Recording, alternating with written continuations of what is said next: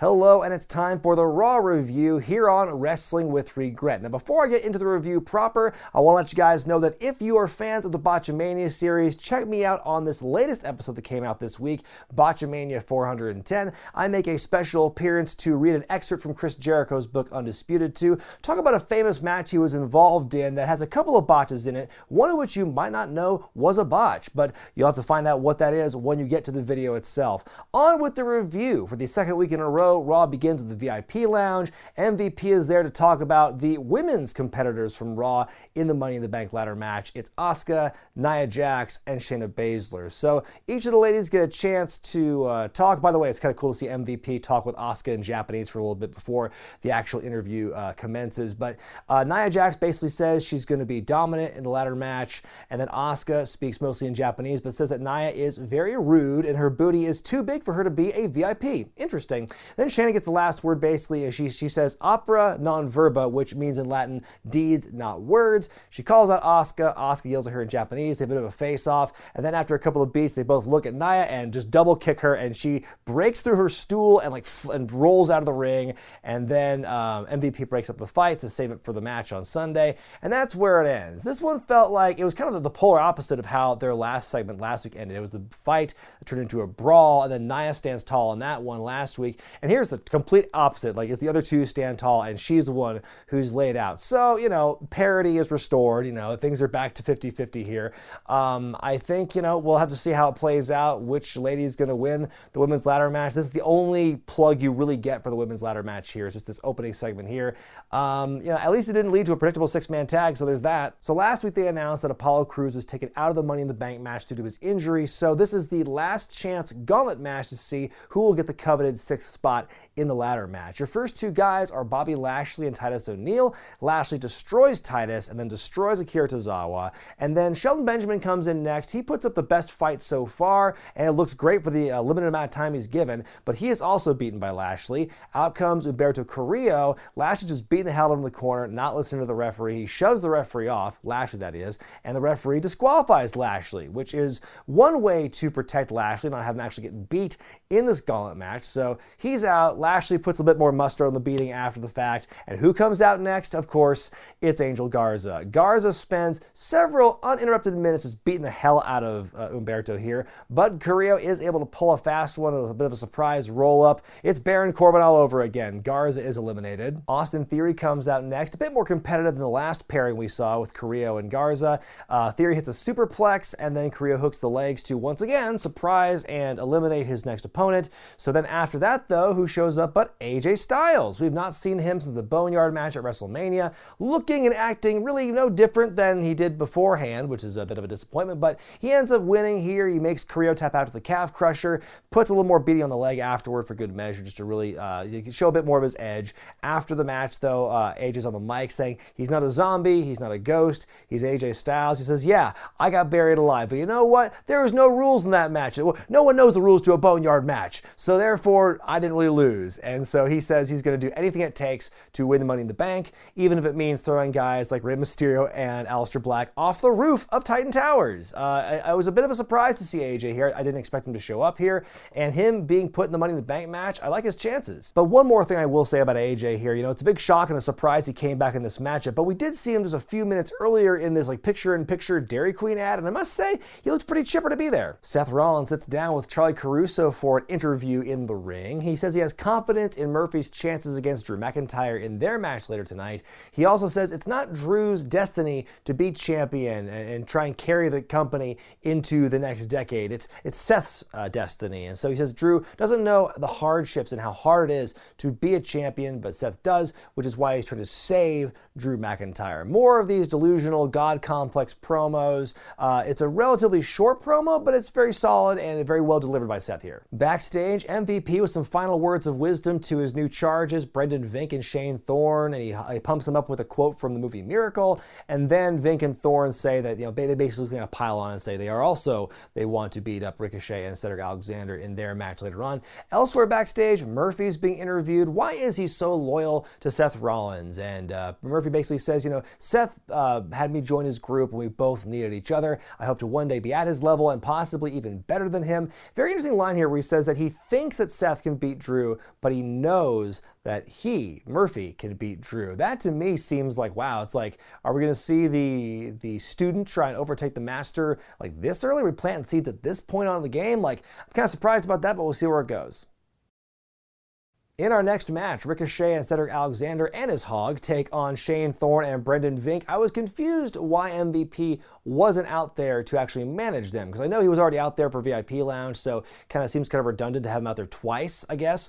But yeah, I mean, I kind of was hoping he was going to be like an actual manager, not just somebody who kind of like has words of wisdom before they go out. We'll see where that actually leads, though. This was a fast-paced, athletic match, kind of brief too, but in the end, the Aussies win after a big old boot by Vink to Ricochet. And they win here. I don't know what surprises me more, that those two won or that Cedric and Ricochet lost. I mean, it was a good match, and I guess it was just a surprise either way, so maybe there's something they're going to do with Vink and Thorne in the future. In a non-title match, the Street Profits take on the Viking Raiders, and the big story here is that ever since NXT, the Vikings have had the Street Profits number, so Montez and Angela hope to change the story a little bit in this matchup.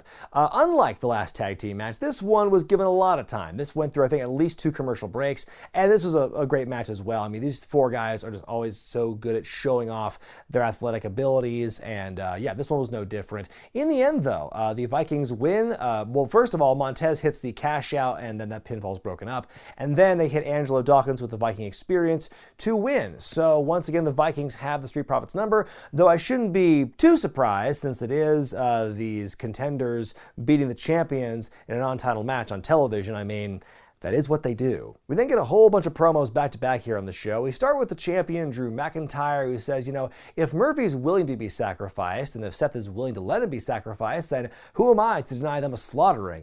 Short but sweet promo here. Then we see the Viking Raiders interviewed backstage about their win, and they say that they're the better team. They've extinguished the smoke. We then see Aleister Black in a smoky room with a sweet-ass bolo tie or a pendant or something around his neck. He says that AJ Styles losing at the Boneyard match didn't make him any more humble because he's still running his mouth.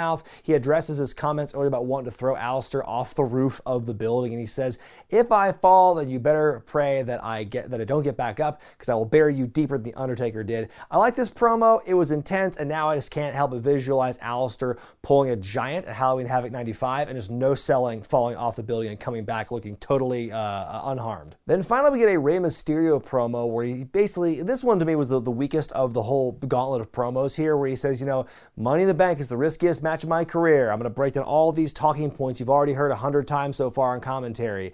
And yes, it's very risky, but the risk is worth the reward. The big tagline they keep repeating over and over again. This one was the weakest of the bunch, and like, you know, it added nothing to the drama of the match to me. Charlotte Flair cuts a promo in the ring saying that she is the hardest working woman in any industry. Any industry. Think about that claim. That's a very bold claim to say she is the hardest working woman in all the industries. She says that Io Shirai will be the next one to bow down to the Queen.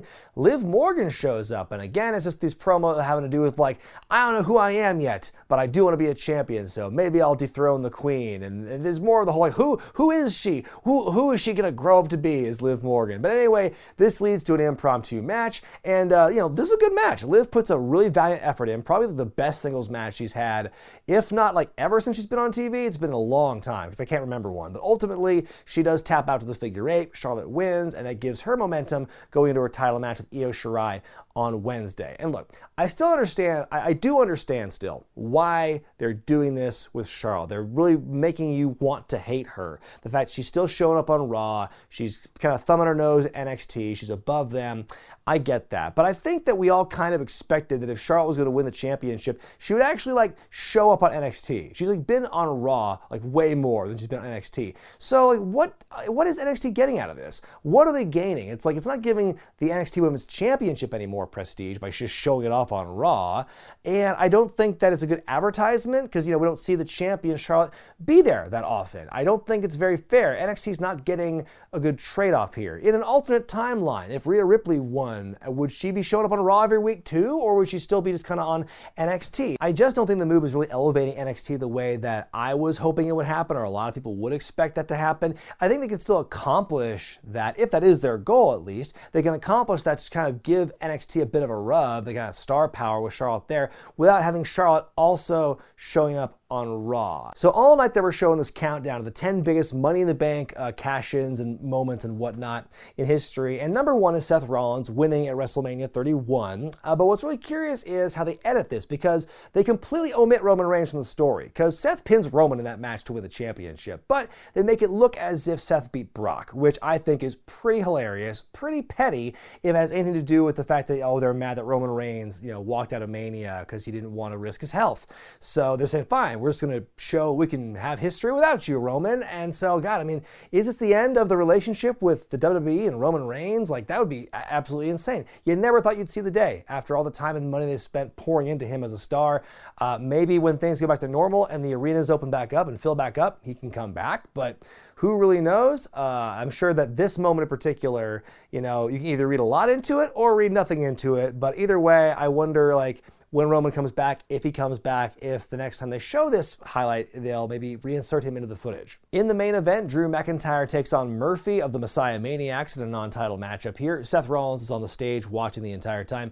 Drew spends most of the match just beating the hell out of Murphy, almost to a one-sided degree, basically. Murphy does get one hope spot in, but he gets taken out with the Claymore after teasing that he himself will do the Claymore, but he eats one instead, and so Drew wins.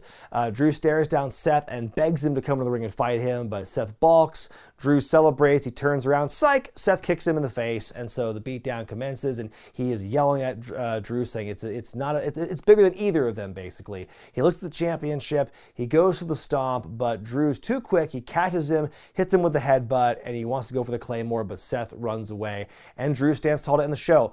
Holy crap, I was just, thinking about this. I've been saying it on and off for the last couple of weeks, but I am just blown away how strong they have made Drew, and not even since Mania, since the Rumble. Can you think of one time in that span from Royal Rumble to now where Drew is made to look weak or vulnerable or stupid, except for the one time when Seth stomps him a couple of times a few weeks ago to set this whole feud up? That's been it. Drew's been looking like a badass the entire time. How refreshing is it to see a babyface champion with a lot of charisma just beating ass and looking strong? That's amazing. How often do we see that? I'm in shock. My grade for this week's Raw is a B-. I thought that was an above average episode of Raw. There were some surprises here and there, like AJ coming back, like Brendan Vink and Shane Thorne winning their match. The one nitpick I had with this week's show was the gauntlet match. Yeah, cool to see AJ come back, but I mean, how many times in the last umpteen months have we seen the gauntlet match play out? I think they've just done all their tropes. They've exercised all the different things you see in these gauntlet matches, and they've spent them already. So what we saw in this week's gauntlet match, nothing new that we saw. And so that one was kind of the match was I was just kind of more excited about the finish of it and seeing the conclusion.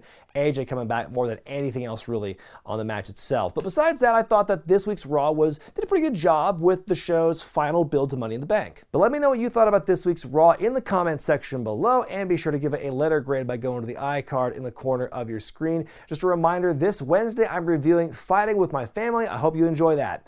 I'm Brian Zane, and I'll see you next time.